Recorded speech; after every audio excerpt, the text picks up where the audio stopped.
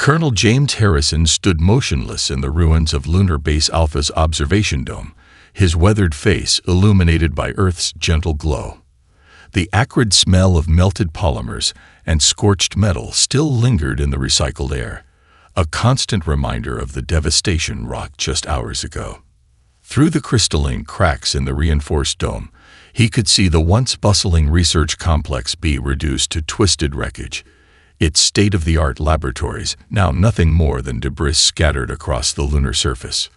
"Sir," Lieutenant Sarah Martinez's voice crackled through his helmet comm. "Emergency containment teams report successful sealing of sectors 7 through 12. But," she hesitated, her voice breaking slightly, "we've confirmed 2,147 casualties." Dr. Eleanor Harrison was among them. James closed his eyes, his jaw tightening. Eleanor, his brilliant, beautiful Eleanor, who had been working on revolutionary propulsion systems in Complex B when the Zarkak struck. Their last conversation replayed in his mind. Her excitement about a breakthrough, his promise to meet for dinner in the hydroponics garden. A dinner that would never happen. "Acknowledged, Lieutenant," he responded, his voice steady despite the storm raging within. "Continue the rescue operations. Every survivor matters." The Zarkak's ultimatum still echoed through every working communication device on the base. "Submit to the glory of the Empire, or witness the extinction of your species. You have 24 Earth hours to surrender your world and its resources. Resistance is futile against our superior civilization." Superior? James almost laughed at the word. The aliens had made their first mistake. They had assumed humanity's technological level based on what they could see. They hadn't bothered to look deeper, to question why a species capable of reaching their moon still used such seemingly primitive weapons and defense systems. His wrist computer chirped, a priority message from Earth. General Emily Winter's face appeared on the small holographic display, her expression grim but determined. "Colonel Harrison, implement Protocol Echo Dark immediately. Every trace of our advanced research must vanish before they conduct their next scan." "What about the survivors, General?" "The wounded? Shadow Base Destiny is ready to receive them. Quantum tunneling systems are still operational despite the attack. They never found them, James. They never even suspected. Of course they hadn't. Humanity had learned long ago to hide its true capabilities. The visible lunar bases were just the surface, quite literally. Below them, stretching through networks of natural caverns and artificial tunnels, lay humanity's real achievements: quantum computing arrays, dark matter reactors, and weapons that could reshape reality itself. "Initiating Echo Dark," James confirmed, entering a complex sequence into his wrist computer. Across the lunar surface, holographic projectors deactivated, revealing the true extent of the destruction, or rather, the lack thereof. What the Zarkaks believed to be devastating damage was largely an elaborate deception. Critical facilities and personnel had been evacuated through quantum tunnels the moment the alien fleet appeared in the system. In the Pentagon's deepest bunker, General Winters stood before the combined Earth Defense Council, her voice echoing through the chamber. "The Zarkaks have made their choice. They chose war." She pressed her palm against the biometric scanner, authorizing humanity's response. "Activate the Sleeping Giant Protocol. All phases, all sectors. It's time to show them how humans fight." Across Earth, cities began their transformation. What appeared to be normal buildings sank into the ground, replaced by hardened military structures that had waited years for this moment. Orbital defense platforms, invisible to conventional detection methods, powered up their quantum cores. In hidden bases beneath every major mountain range, engineers and scientists prepared to unveil technologies that would make the Zarkaks' superior weapons look like children's toys. But most importantly, Earth fell silent. No panicked broadcasts, no desperate pleas for mercy, no signs of resistance or preparation. Just complete, unnerving silence. In their arrogance, the Zarkaks interpreted this as shock and fear. They celebrated their psychological victory, unaware that they had just awakened humanity's full military might. In the ruins of Lunar Base Alpha, Colonel Harrison watched Earth's cities go dark one by one. He thought of Eleanor, of all those lost in this first strike. The Zarkax wanted war. They would learn what happens when humanity stops holding back. They would learn why Earth's species had survived countless extinction events, why humans had emerged stronger from every catastrophe in their history. You wanted war, he whispered, his words carried away by the lunar wind. Then prepare for annihilation. Vakan, the Zarkax ambassador to Earth, stood before the massive viewing screen in his cloaked observation vessel, his scaled brow furrowing with unease. One by one, Earth's cities were going dark, their lights blinking out like dying stars. No explosions, no chaos, no signs of panic in the streets, just methodical darkness spreading across continents. Most peculiar, he muttered, his secondary heart beating faster than usual. Run another bioscan of the population centers. Impossible, Excellence, his technical officer reported. Something is interfering with our scanning equipment. We're getting nothing, as if the cities are empty. Deep beneath the Rocky Mountains, Major David Turner watched holographic displays showing the global transformation. Mountain ranges across Earth were opening like blooming flowers, revealing vast underground hangars. Factory complexes that had masqueraded as automotive plants for decades were shedding their civilian facades, unveiling automated production lines for quantum weaponry. Status report, he commanded, his voice echoing through the command center. Phase 1 complete in Asia and Europe. Lieutenant Jessica Chen reported, her fingers dancing across holographic controls. South American facilities transitioning now. African defense grids online. North American aerospace complexes at 70% combat readiness. David allowed himself a grim smile. The Zarkax thought they had caught humanity unprepared, but they had simply never seen their true preparations. Every war game, every military exercise over the past 50 years had been rehearsal for this moment. In her laboratory complex beneath Mount McKinley, Dr. Amanda Brooks made the final adjustments to her quantum mechanics prototype. The device hummed softly, bending space-time around itself in ways that should have been impossible according to the scientific understanding humanity had shared with the galactic community. Power fluctuations stabilized, her assistant, Michael Rodriguez, confirmed. The spatial warping matrix is holding steady. We can begin mass production whenever you give the word. Amanda nodded, thinking of her colleague Eleanor Harrison, lost in the lunar attack. They thought we were primitive because we still used combustion engines and chemical rockets, she said softly. They never questioned why a species smart enough to split the atom still relied on such basic technology. The answer was simple. Humanity had learned long ago to hide its true capabilities. They had watched other civilizations rise and fall through their quantum observation arrays, hidden beneath the surface of Pluto. They had seen how advanced species treated primitive ones, and they had prepared. In near-Earth orbit, cloaked satellites activated ancient programs. What appeared to be simple communication satellites revealed themselves as nodes in a vast defense network. Each one contained technology that had been refined and perfected in absolute secrecy, waiting for the moment they would be needed. Quantum Entanglement Grid Online, reported Commander Sarah Mitchell from her station in the Antarctic Command Center. All orbital platforms synchronized and ready.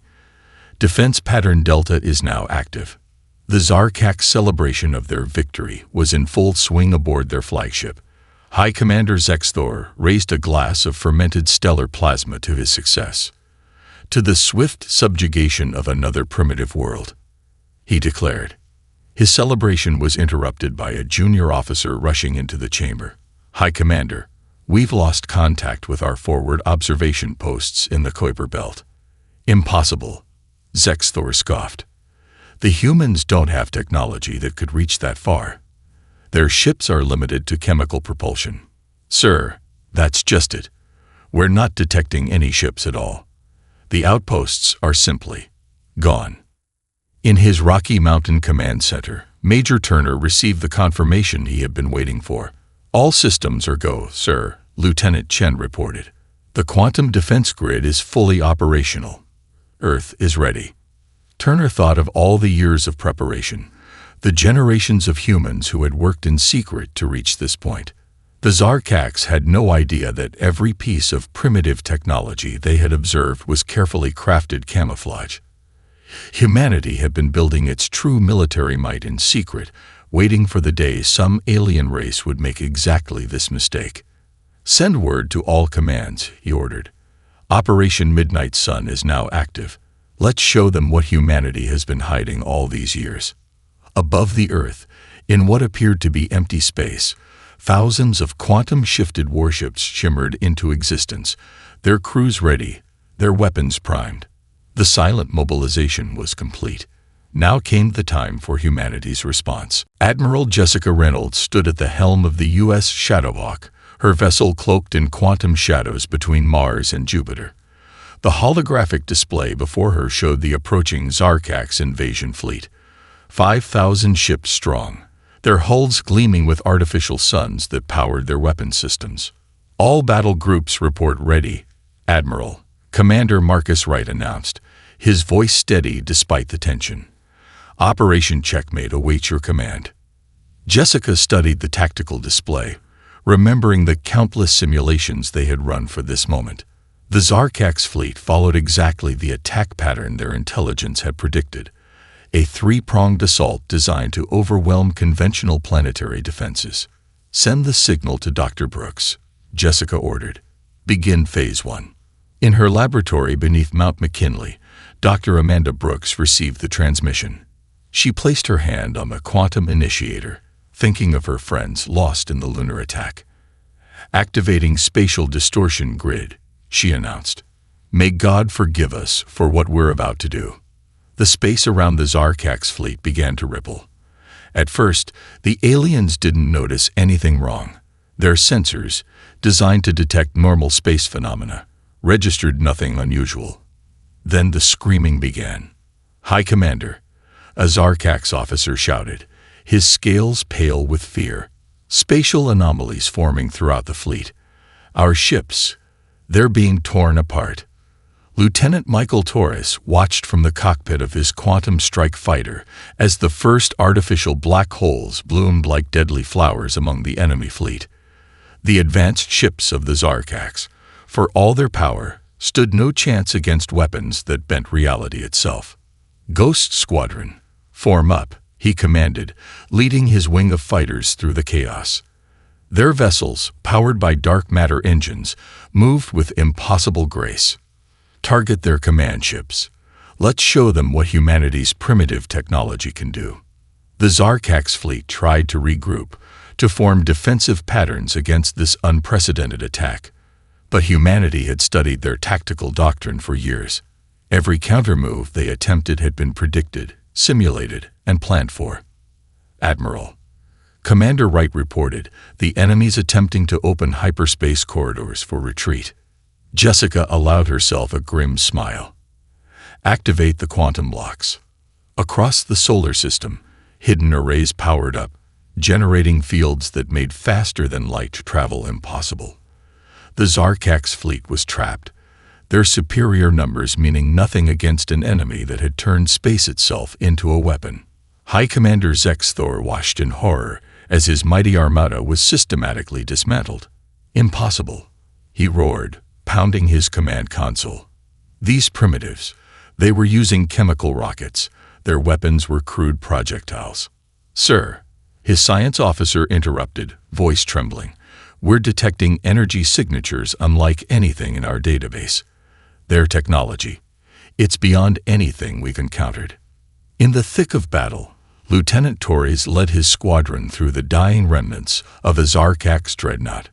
His fighters' quantum-shifted hulls passed through solid matter like ghosts, their dark matter beams cutting through the aliens' strongest shields as if they didn't exist. "This is for Luna," he whispered, targeting the flagship's power core. His squadron's synchronized strike reduced the massive vessel to quantum particles, its atoms scattered across space. From her command deck, Admiral Reynolds watched the battle unfold exactly as planned. 40% of the Zarkak's fleet was already destroyed or disabled, their mighty ships helpless against weapons they couldn't even detect until it was too late. "Send word to Earth Command," she ordered. "Phase 1 successful.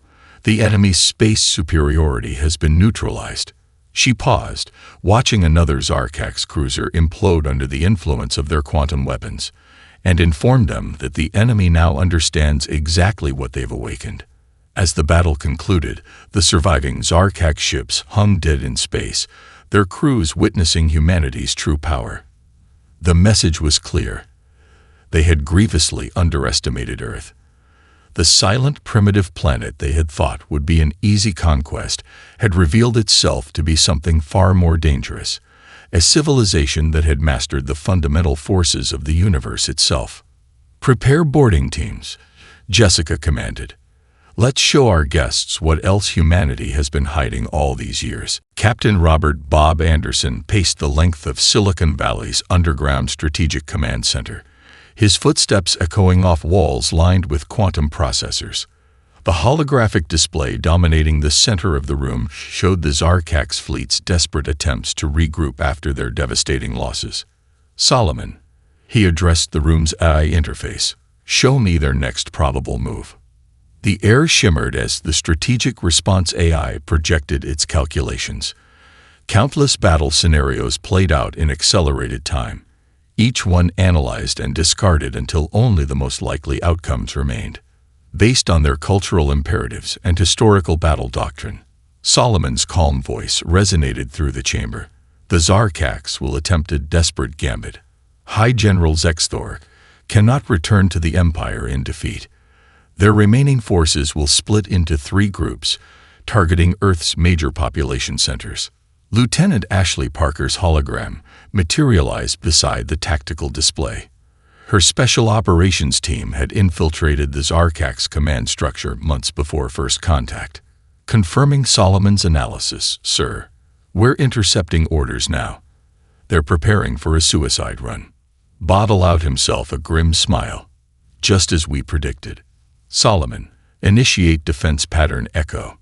On the outskirts of the solar system, Lieutenant Sarah Conway watched from her stealth destroyer as the Zarkak's fleet began their desperate maneuver. "They're taking the bait," she reported, moving exactly as Solomon calculated. The Zarkak ships split into 3 battle groups, their engines straining as they accelerated toward Earth. High General Zexthor stood on his secondary command ship's bridge, mandibles clicking with determination. "The humans may have superior technology," he announced to his troops, "but they cannot protect every target at once. We will make them pay in blood for their defiance." In the command center, Solomon's avatar flickered as the AI processed real-time battle data. "The enemy fleet's movements match our predictions with 99.7% accuracy. They have no conception that their entire tactical doctrine was decoded and countered before they fired their first shot." Bob nodded, remembering the years spent analyzing every scrap of data about the Zarkaks. Their psychology, their military traditions, their biological imperatives, all fed into Solomon's algorithms until the AI could predict their actions with near-perfect accuracy. "Lieutenant Parker," he commanded, "initiate Phase 2. Ashley's team, disguised through advanced biotechnology to pass as Zarkak's crew members, moved into position throughout the enemy fleet. "Quantum virus is primed," she reported, "ready to disable their targeting systems on your mark." High General Zexthor raised his arm, preparing to give the order for the final attack. His ship's tactical officer suddenly froze, mandibles quivering. "Sir, our targeting computers, they're not responding." "Impossible," Zexthor roared. "How could they?" His words cut off as holographic projectors throughout his ship activated, revealing Captain Anderson's face on every screen. "General Zexthor." Bob's voice was calm, almost conversational. "Did you really think we wouldn't be prepared for this? Every move you've made since entering our system was predicted, analyzed, and countered before you even thought of it." Solomon's calculations flowed across the command center's displays, showing the intricate dance of human forces moving to surround the paralyzed Zarkak's fleet. Each ship positioned exactly where it needed to be, each weapon targeted with mathematical precision. "Your empire has fought 1,000 species," Bob continued, his message broadcasting to every Zarkak ship. "But you've never faced an enemy who turned war itself into a solvable equation. We've spent centuries perfecting the art of combat and millennia understanding the psychology of conflict. Your every decision was predicted by our algorithms before this war began." Lieutenant Conway's stealth fleet cloaked around the Zarkak ships, their quantum weapons primed. Lieutenant Parker's teams simultaneously triggered their viruses, leaving the mighty alien vessels helpless and blind. Now, Bob's voice carried the weight of humanity's collective determination. "Would you like to see what else we've calculated? Or are you ready to discuss terms?" In the silence that followed, Solomon displayed one final calculation: the probability of Zarkak's surrender. The number stood at 100%. Major Rachel Thompson stood before the mirror in her quarters on the Zarkak's capital world, studying her reflection. The biotechnology that transformed her human features into the scaled visage of a Zarkak's noble was flawless. 3 years of deep cover work had placed her at the heart of their military command structure, and today it would all pay off. Her quantum transmitter, disguised as a ceremonial bracelet, vibrated softly against her wrist. The signal had arrived. Operation Trojan Horse was now active. "Computer," she spoke in perfect Zarkak's dialect. "Access Central Defense Network." Across the sprawling capital city, hidden quantum viruses awakened. Each one had been meticulously crafted by Captain William "Will" Mitchell's cyber warfare team, planted piece by piece over years of patient infiltration. They had waited dormant, scattered through countless systems like sleeping giants. In his underground command center on Earth, Will watched the network of sleeper agents activate across Zarkak space. "All teams reporting ready," he announced to General Winters. "The quantum mesh is online." The general nodded grimly. "Execute primary sequence." Rachel walked calmly through the corridors of the High Command building, nodding to other officials as she passed. None of them realized that beneath her diplomatic credentials lurked one of Earth's most dangerous operatives. She entered her office, sealed the door, and initiated the sequence she had rehearsed countless times.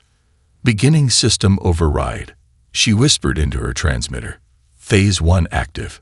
Across the Zarkak's empire, chaos erupted. Defense platforms suddenly lost power. Communication networks dissolved into static. Emergency systems activated randomly, plunging cities into darkness and confusion. The mighty empire's infrastructure began crumbling from within. "What's happening?" Supreme Commander Vexthor demanded, his scales flushing with rage as reports flooded in from across Zarkak space. "How is this possible?" His chief of security, actually Lieutenant James Cooper under deep cover, suppressed a smile. "Unknown, sir. Our systems are not responding to override commands." In the Cyber Warfare Center, Will's team orchestrated the digital assault with surgical precision. "Target their military networks first," he ordered. "Leave civilian infrastructure intact. We're not monsters. We're just teaching them a lesson." Rachel moved through the panicking corridors of High Command, planting additional quantum triggers at key junctions. Years of studying Zarkak psychology had taught humanity their greatest weakness: absolute confidence in their technological superiority. They had never conceived that a primitive species could infiltrate their networks so completely. "Phase 2 initiated," she reported, her voice calm despite the chaos around her. "Beginning data extraction." The quantum viruses didn't just disable Zarkak systems, they copied everything. Military secrets, technological specifications, strategic plans, all of it flowed through hidden channels back to Earth. Generations of Zarkak's advancement fell into human hands in a matter of hours. Supreme Commander Vexthor stared in horror at his command display as system after system went dark. "Impossible," he whispered. "Our security protocols are perfect. No species has ever breached them." That's because no species has ever spent decades preparing specifically to defeat you, Rachel said, stepping into his chamber. Her Zarkak's disguise melted away, revealing her human features. While you watched our visible technology and dismissed us as primitives, we studied every aspect of your civilization. Your overconfidence was your weakness. Will's team monitored the cascade of failing Zarkak systems with professional satisfaction. Sir, one of his operators called out, we're detecting emergency broadcasts from their military command. They're trying to warn the fleet. Let them, Will replied with a grim smile. By the time the message reaches their ships, it won't matter. The whole empire will know that Earth isn't just fighting back. We're dismantling everything they built, piece by piece. Rachel stood before the stunned Supreme Commander, humanity's message clear in her unwavering gaze. You thought Earth would be an easy conquest, she said softly. Instead, you've discovered that humans don't just fight wars. We master them. Every aspect, every angle, every possibility. We infiltrate, we study, we prepare, and when we strike. She gestured to the chaos unfolding around them. We strike to win. Colonel Thomas Tank Reynolds sat calmly in the interrogation chamber aboard the Zarkak's flagship, his muscular frame relaxed despite the restraints. 3 days of questioning had yielded nothing but his name and rank. The frustration radiated from his captors like heat from a fusion core. You will tell us how your species achieved this level of technology, Commander Zexthal demanded, his claws clicking against the metal table. Your kind was barely capable of reaching your own moon when we first detected you. Tank's smile never wavered. Did you ever wonder why we kept using such primitive technology even after mastering nuclear fusion? Why we maintained the appearance of a struggling young species? In orbit around Neptune, Operation Sunspear commenced. Quantum bombs, each one precisely calibrated, detonated across strategic military installations throughout Zarkak space. The weapons didn't cause massive destruction. Instead, they severed specific command and control nodes, crippling the Empire's ability to coordinate its forces. Your civilization has existed for barely 10,000 years, Zexthal continued, mandibles twitching in agitation. We had mastered faster than light travel before your kind learned to make steel. That's where you're wrong, Tank replied, leaning forward. Every war in human history taught us something. Every conflict refined our understanding of strategy. While you were conquering peaceful species who couldn't fight back, we were perfecting the art of warfare against ourselves. The interrogation chamber's lights flickered as another wave of quantum detonations rippled through spacetime. Through the viewport, Tank could see Zarkak's warships drifting powerless, their mighty engines silenced by weapons they couldn't even detect.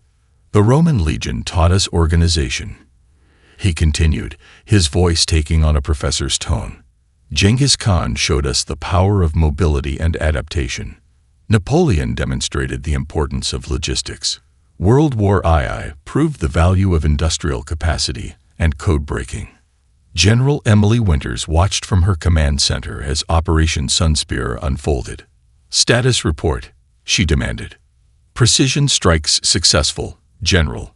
Major Sarah Reynolds reported. 87% of targeted facilities neutralized. Civilian casualties, 0. The quantum bombs performed exactly as designed. Back in the interrogation chamber, Tank's restraints suddenly deactivated.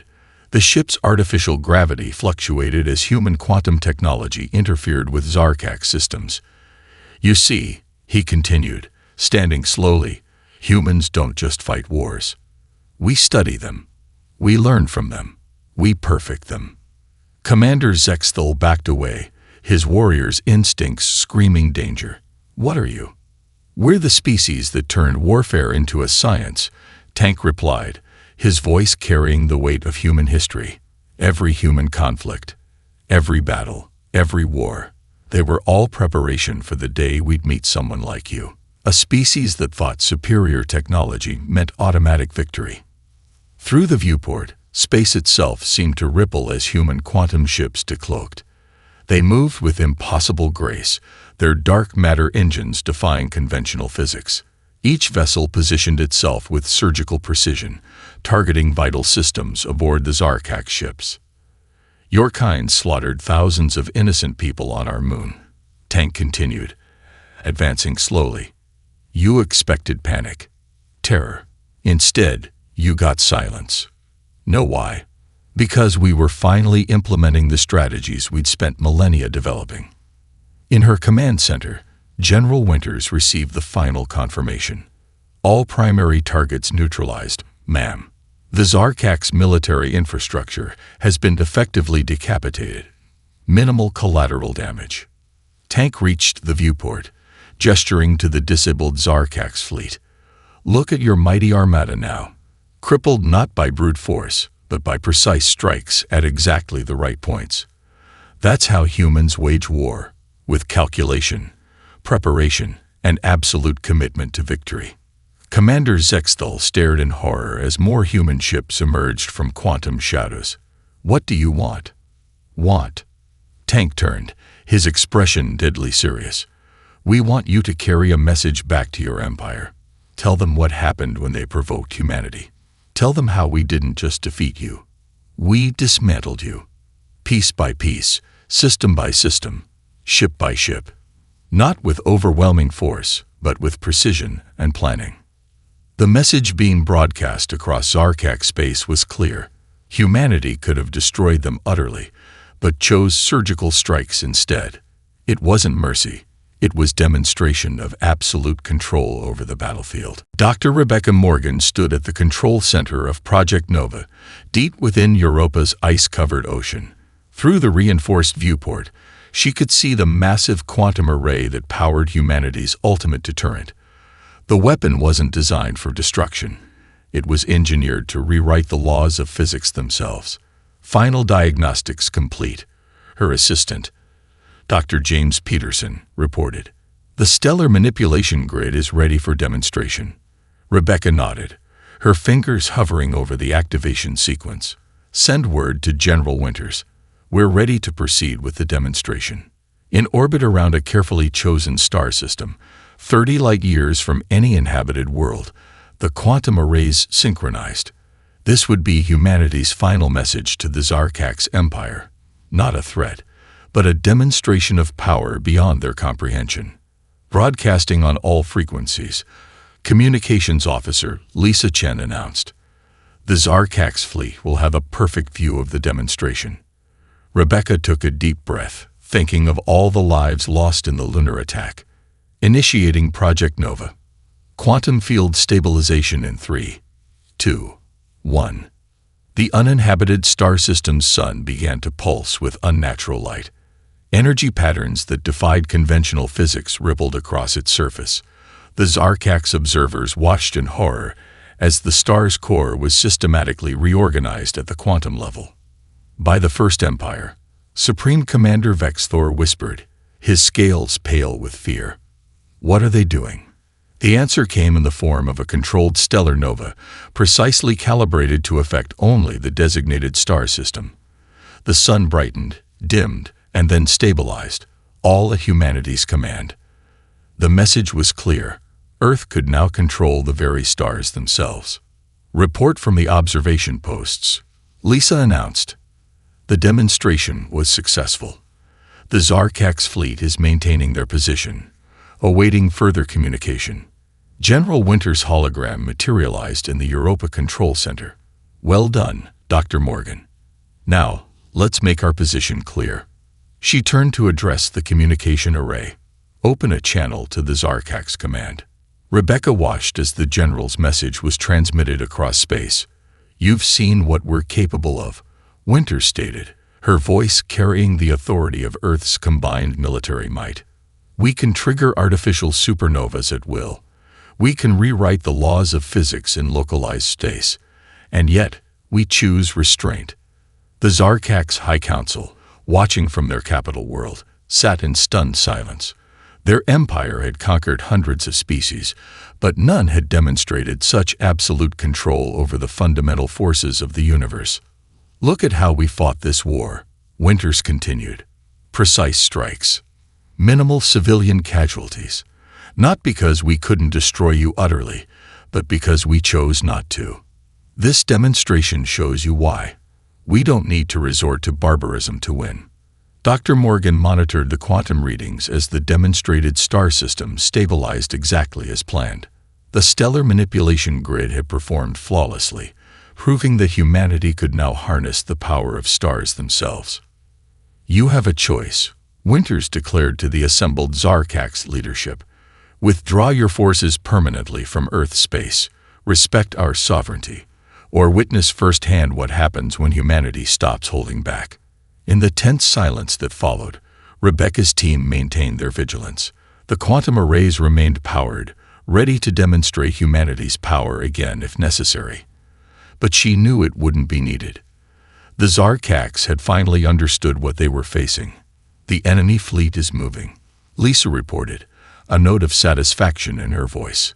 They're withdrawing to their designated retreat coordinates. General Winters nodded solemnly. Broadcast the final message. Rebecca watched as humanity's terms were transmitted across space. Earth would not seek revenge, would not demand reparations, would not humiliate the defeated empire. Instead, they offered a simple warning. Remember this day. Remember what happened when you thought humanity was primitive. Remember that we could have destroyed you utterly, but chose precision over power. Remember and choose your future actions wisely. As the Zarkak's fleet retreated, Dr. Morgan powered down the quantum arrays. Project Nova had served its purpose not through destruction, but through demonstration. Humanity had proven itself to be not just technologically superior, but morally advanced as well, capable of overwhelming force, yet choosing surgical precision instead. Lieutenant Commander Jason Wright stood before the assembled Galactic Council, his dress uniform gleaming under the crystalline lights. Representatives from 1,000 species filled the vast chamber, their attention fixed on humanity's first official delegate. The recent defeat of the mighty Zarkak's empire had sent shockwaves through galactic civilization. Honorable Council, Jason began, his voice clear and measured. Earth comes before you not as conquerors, but as guardians of peace through strength. The recent conflict with the Zarkak's empire has demonstrated not just our military capabilities, but our commitment to measured response and minimal civilian casualties. In the rebuilt observation dome of Lunar Base Alpha, Colonel James Harrison stood with his daughter, Sarah, watching Earth rise over the lunar horizon. The base had been restored to its former glory, but with one significant addition: a memorial wall bearing the names of those lost in the first attack. "Dad," Sarah asked, touching the name Eleanor Harrison, etched in quantum-stable crystal, "why did they think we would be an easy target?" James smiled sadly, remembering his late wife. "Because we let them think that, sweetheart. Humanity learned long ago that appearing weak while being strong was better than appearing strong while being weak." Back at the Galactic Council, holographic displays showed footage of the war, not of destruction, but of precision. Quantum strikes that disabled rather than destroyed. Infiltration operations that gathered intelligence without civilian casualties. The stellar manipulation demonstration that proved power while avoiding devastation. The Zarkak's empire has withdrawn from Earth space, Jason continued, not because we destroyed their capability to fight, but because we showed them a better way. Each strike was surgical, each operation calculated to minimize loss of life. We demonstrated that true power lies not in destruction, but in control. The council chamber erupted in discussion. Species that had suffered under Zarkak's aggression for centuries couldn't believe the empire had been defeated so thoroughly, yet with such restraint. In Silicon Valley's underground command center, Captain Robert Anderson watched the council proceedings with Solomon, the AI that had helped orchestrate humanity's victory. "Analysis of galactic political shifts," he asked. "The demonstration of Earth's capabilities has fundamentally altered the balance of power," Solomon responded. "However, our display of restraint has prevented the formation of anti-Earth alliances. The galaxy sees us not as conquerors, but as protectors." The Council's supreme arbiter raised a tendril for silence. The vote shall commence on the motion to grant Earth protected species status with the right of self-governance and defensive operations. One by one, the representatives cast their votes. Even the Zarkax delegate, humbled by recent events, voted in favor. The message they had carried back to their empire had changed their entire civilization's outlook. Do not mistake patience for weakness or technological disparity for inferiority. The results were unanimous. Earth was officially recognized as a protected world, with the right to maintain its defensive capabilities and serve as a stabilizing force in the galaxy. Jason accepted the Council's declaration with a bow. Earth thanks the Council for this recognition. We will continue to serve as an example that advancement need not come at the cost of wisdom, that power need not lead to corruption. In the lunar base, James watched the proceedings with his daughter. Remember this day, he told her, not as the day Earth became powerful, but as the day we showed the galaxy that humanity's greatest strength isn't our technology or our weapons. What is it, Dad? Our ability to learn, to prepare, to face challenges not with brute force but with intelligence and precision. We spent thousands of years practicing warfare against ourselves, but when we finally faced an alien threat, we chose to win with minimal bloodshed. The memorial wall gleamed in the earthlight, each name a reminder of why humanity had prepared so thoroughly. Below the names, a new inscription had been added. They thought us primitive because we fought among ourselves. They never understood that every human war was practiced for the day we would need to protect all we held dear. As Earth's first official Galactic Day drew to a close, humanity had established itself not just as a military power, but as a civilization that understood the true meaning of strength, the wisdom to use power with restraint, the foresight to prepare for any challenge, and the determination to protect not just themselves, but all who would stand with them for peace.